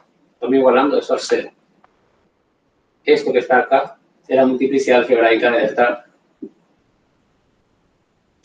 actual. La multiplicidad como raíz del polinomio característico. Ok, entonces, este P sub M lambda igual a 0, ¿okay? El polinomio característico original nos da 3 autovalores. Lambda 1 igual a 1/4, lambda 2 igual a 3/4 y lambda 3 igual a 1. ¿Okay? Este con multiplicidad algebraica 2.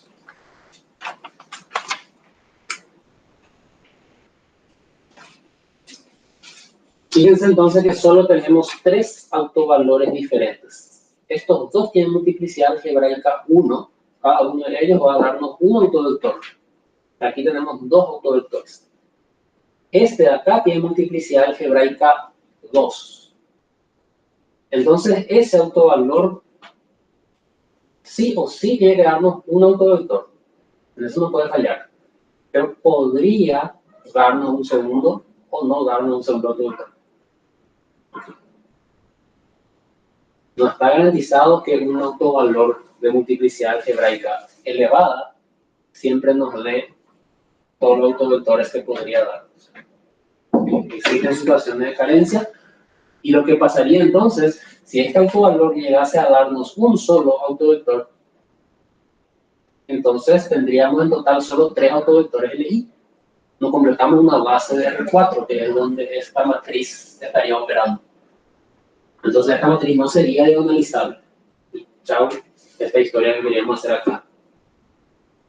No tanto chao, se ha dificultado un poco más nomás, pero no va a ser tan fácil como estamos queriendo ahora. Buena noticia es que este autovalor sí va a dar 2 autovectores. Entonces vamos a tener la base de autovectores. Entonces voy a poner aquí los autovectores que dan. Este primero nos da un P1, que es 1 menos 1, un sexto menos un sexto, con el transpuesto. Este nos da un vector 2, que es 1 menos 1, menos 1 medio, menos 3 medios transpuesto. Y este nos da 2 vectores. Voy a llamarlo B3, que son 0, 0, 1, 0, y B4 de transpuesto, 0, 0, 0, 1 transpuesto.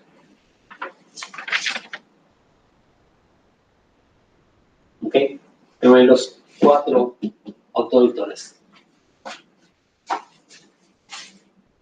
Fíjense que los 2 autovectores asociados a este mismo autovalor salen LI, porque está escalonado. Y con los otros no hay problema porque ya son autovectores asociados a autovalores diferentes. Entonces podemos asegurar que ese conjunto de 4 vectores van a ser LI. Entonces damos una base y es lo que necesitamos. Entonces con eso podemos decir ahora que esta matriz M es P por D por P inversa, donde la matriz P es el que tiene por columna estos vectores, o sea que es B1, B2, B3 y B4.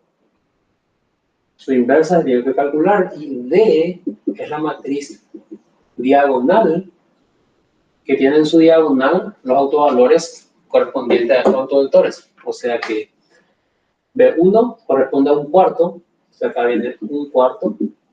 B2 corresponde a 3/4. B3 y B4 ambos corresponden al autovalor 1, entonces acá es 1 y 1. Es la matriz D.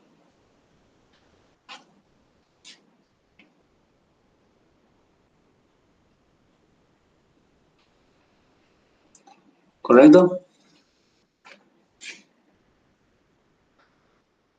Y bueno, a partir de ahí, ya sabemos, vamos a pasar directo con el cálculo del límite. El límite, cuando K va para infinito, de B a la K, ya vimos que es el límite cuando K va para infinito de M a la K por B sub 0. Y esto a su vez es P por el límite cuando K va para infinito de D a la K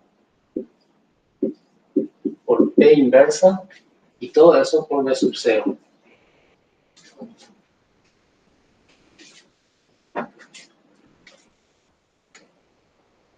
¿Cómo es D a la K? D a la K es simplemente la matriz diagonal con estas entradas elevadas a la K décima potencia. Cuando tomamos límite, estos dos van a ir para 0 y estos se quedan en 1. O sea que esto termina siendo P por una matriz que es de la forma 0, 0, 1, 1 por P inversa. Todo eso por B sub 0. Ok, yo hice aquí las cuentas para este producto matricial y lo que obtenemos es esto.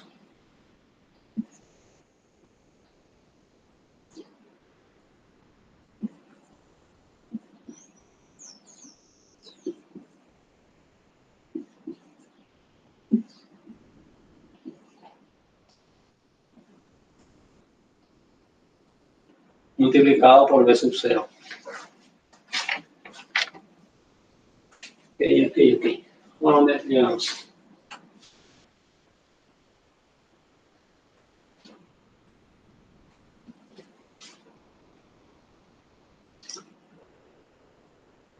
Datos iniciales. Hasta ahora es genérico acá. Okay, entonces vamos a poner que B sub 0. Vamos a suponer que la distribución inicial.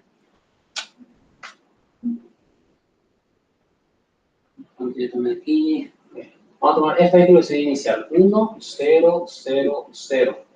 ¿Ok? O sea que en el instante inicial, esto significa que en el instante inicial toda la población está en el estado correspondiente a esta entrada, al estado 1. Corresponde para nosotros al estado sano. ¿Okay? Entonces fíjense que la información podría ser, inicialmente todos están sanos. No se nos dice qué número de estado es. Pero esa es la realidad que no va a cambiar. Todo el mundo está sano al principio. Si nosotros hubiésemos numerado diferente esta historia, no suponer nomás que acá terminó el número 3, acá el número 1, acá el número 2, acá el número 4 otra vez. Entonces la información, todo el mundo está sano al principio, hubiera sido U sub 0 igual a sano ahora en estado 3, o sea que 0, 0, 1, 0. Nosotros tenemos que acomodar eso. ¿Okay? Ciertamente si trabajan eventualmente con gente que no es de matemática o de ingeniería inclusive, ellos no van a usar un lenguaje matemático bien definido al nivel que ustedes quisieran. Ellos le van a dar la información de la realidad, lo que es ciertamente invariante. ¿Cómo adaptamos esa información al modelo matemático? Es el trabajo de quien esté analizando el tema, del analista. ¿Ok?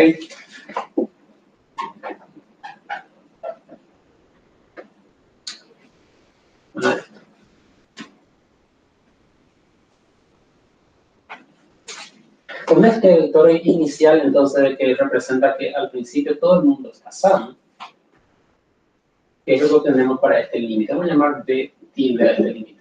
Entonces, B tilde, la distribución a largo plazo, va a ser esta matriz que está acá, vamos a llamarlo M tilde, por B sub 0. O sea que esto es M tilde por B sub 0, por 1, 0, 0, 0.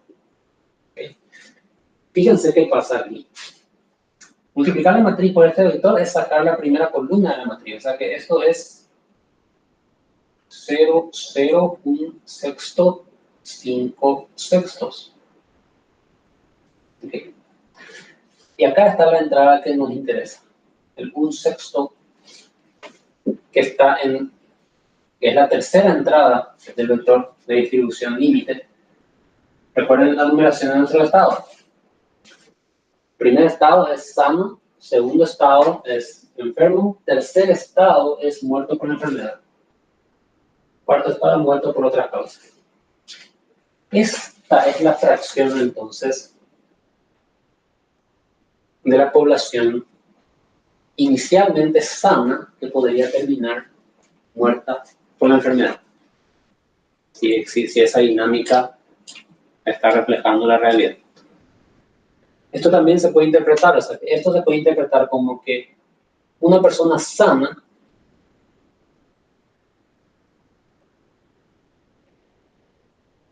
tiene aproximadamente 17%, ¿sí?, de probabilidad de morir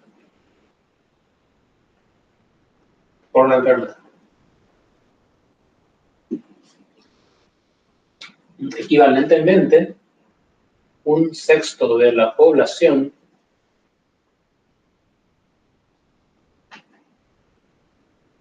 sana podría morir por la enfermedad.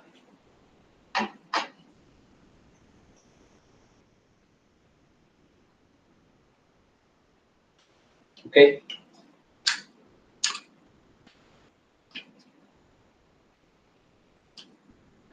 Fíjense qué pasa ahora. Vamos a suponer que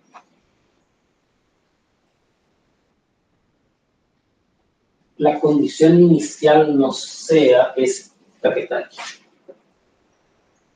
Vamos a suponer que la condición inicial sea, vamos a llamarle U sub 0.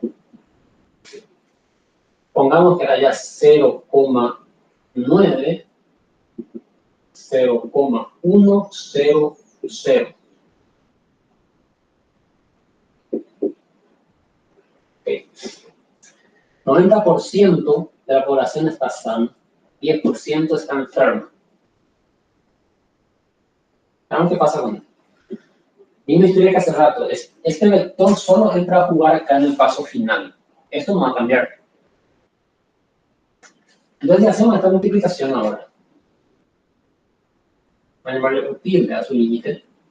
Esto va a ser la matriz 0, 0, 0, 0, 1 sexto, 5 sextos, 1 tercio, 2 tercios.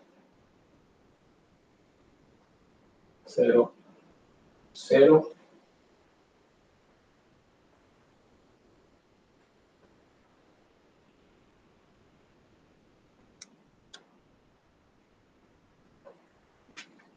Hay que multiplicarlo entonces ahora por 0,9, 0,1, 0, 0.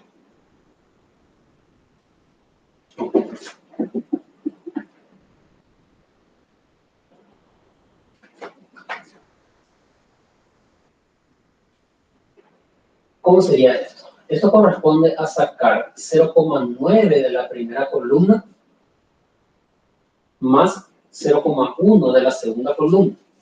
O sea que esto va a ser 0,9 por 0, 0, 1 sexto, 5 sexto, más 0,1 por 0, 0, 1 tercio, 2 tercios.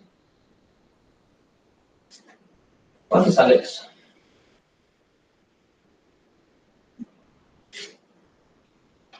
¿0,0 no cambia? Voy a llevar un esto. Si tienen calculadora de mano, 0,9 por 1 sexto más 0,1 por 1 tercio.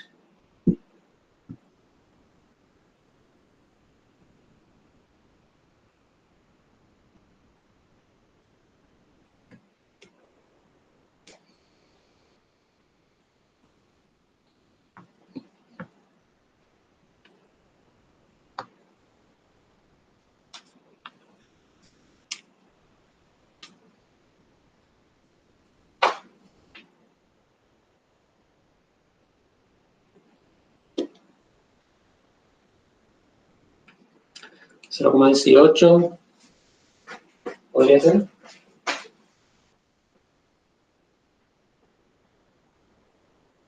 ¿Puedes corroborar esto?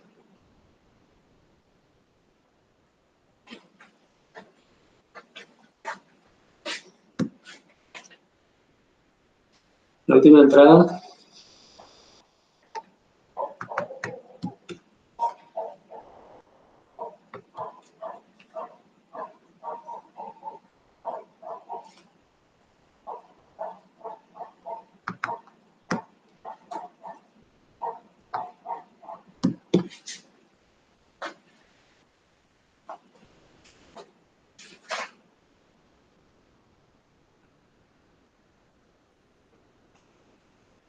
Aproximadamente.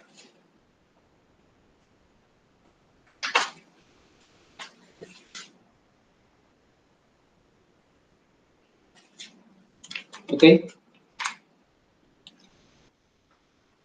Ok. La cuestión es, si ustedes hacen esta división aquí, 1 dividido 6, era 0,16666, aproximadamente 17 dígitos. ¿Sí? Entonces, esto corresponde a 0,166. Y el otro, pues, tiene que complementar eso. 5 dividido 6. 0,8333. Este que está acá. 0,833. Estos números difieren de estos que están aquí. ¿Sí? Y no es solo cuestión de redondeo, o sea, si se calcula la fracción exacta aquí, no va a ser igual a 1 sexto.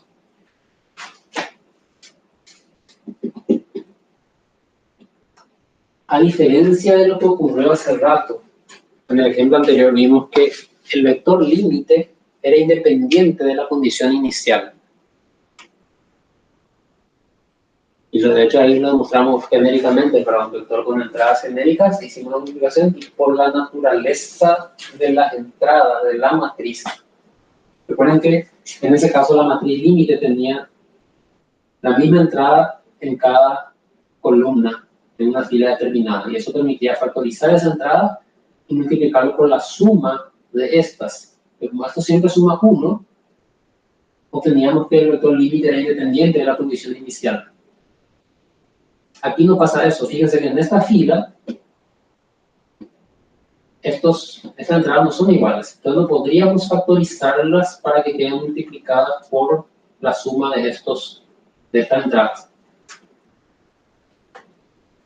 Entonces en este caso la condición, el límite, sí es dependiente de la condición inicial. Eso tiene que ver con esto. este personaje que está aquí. El hecho de que el autovalor 1 tenga multiplicidad algebraica 2 tiene repercusión en la no unicidad de ese vector límite. Ese es el tipo de cosas que se estudia con más detalle en un curso de proceso de Markov. O sea que se analiza cómo los autovalores interfieren en la dinámica del sistema, desde un punto de vista generalista, de tratar de obtener información sobre el comportamiento límite sin calcular el límite, usando teoremas que nos garantizan cómo se comporta a largo plazo, evaluando solo la naturaleza de los autovalores. ¿Okay? Entonces eso queda para cursos futuros para ustedes. Profe, tengo una consulta. Escucha. No sé si yo tengo mala memoria, pero nosotros rendimos segundo taller. Próxima semana. O sea, el lunes o el martes. Martes. Y antes de la clase, y no, porque la verdad que mucha gente ignora tu clase y después se presenta en el taller. Ya va a estar conversando en el grupo. Yo dejé abierta la posibilidad de tomar antes o después. Aunque también está lo otro que no se rinden todos, del asco le rinden y desaparecen también. Así que... Sí, van Igual los desapareciendo. malos, tres nomás los siempre estamos, así que No sé Bueno, muy tipo, bien. se joden ellos, ¿verdad? independientemente si hay taller o no, nadie lo se conecta. Y bueno, ahí se joden ellos, no sé. Ok. Vamos a ir definiendo eso en el grupo. Por mi parte es todo y entonces ya nos pasamos un poquito de las 2 horas. Si no hay consultas, vean de nuevo estos Tuve videos para una estos pregunta, ejercicios. los ejercicios que pueden salir en el parcial, ¿van a ser así también numéricos de esta manera, por ejemplo? Yo siempre trato de que en los exámenes se puedan evitar las cuentas. Mismo que sean numéricos, tienen que tratar de pensarlo sin atropellar con cuentas. En el fondo, porque corregir cuentas es horroroso. Y no, a mí no me dicen nada sobre ustedes que hagan muchas cuentas. Entonces, cuando ven un ejercicio numérico, por lo menos un examen que yo planteé, tengan en cuenta que tal vez atropellarlo directamente con las cuentas no es la mejor idea. Dale, profe, entiendo. Okay. Esto, por ejemplo, de las matrices triangulares por bloques, si ustedes atropellan ese determinante de orden 4, se va a poner feo porque va a tener un polinomio de grado 4 que tiene que resolver Ruffini ya seguramente. En cambio, si usan la propiedad de que la matriz es triangular por bloques, sacan 2 polinomios de grado 2 sencillitas.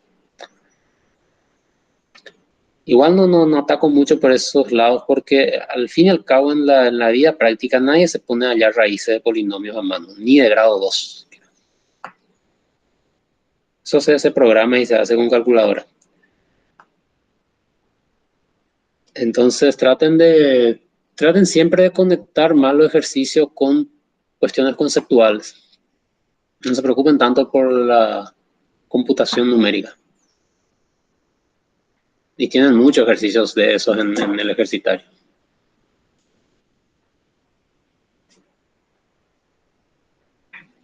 Ok. Todo por mi parte. Voy a cortar entonces la grabación ahora.